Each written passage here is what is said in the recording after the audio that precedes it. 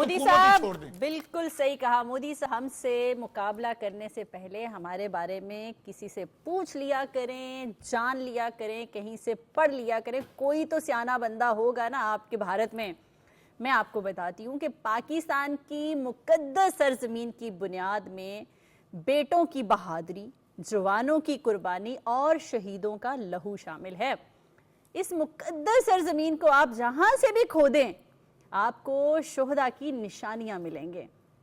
इस सरजमीन के पानी मीठे और खेतियां सरसब्ज हैं, और क्यों ना हो, इसको सैराब उस धरती के बेटों ने अपने खून से किया है।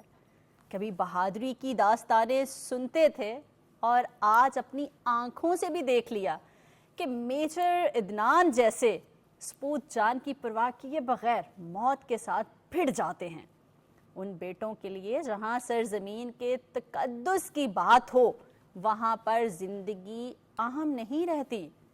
मेरे दुश्मन तक अगर मेरा पैगाम पहुंचे तो वो ये जान ले, वो ये समझ ले, वो ये देख ले, और अब इस बात का यकीन कर ले कि इस मिट्टी का एक एक जर्रा हमें अपनी जिंदगियों से ज्यादा प्यारा है, और ये वतन हमें जब भी पुकारेगा हम अपनी जान निसारने के लिए बेख्तियार चले आएंगे।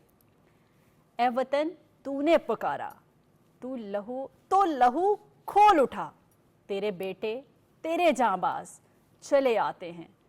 हमने रोंधा है बियाबानों को, सहराओं को, हम जो बढ़ते हैं तो बढ़ते ही चले आते हैं। हमसे वाकिफ है ये दरिया, ये समंदर, ये पहाड़, हम नए रंग से तारीख को दोहराते हैं। प्रोग्राम का वक्त खत्म हुआ, इजाजत दीजिए, अपना ख्याल रखिएगा। अल्लाह हाफिज। पाकिस्तान हमेशा जिंदाबाद।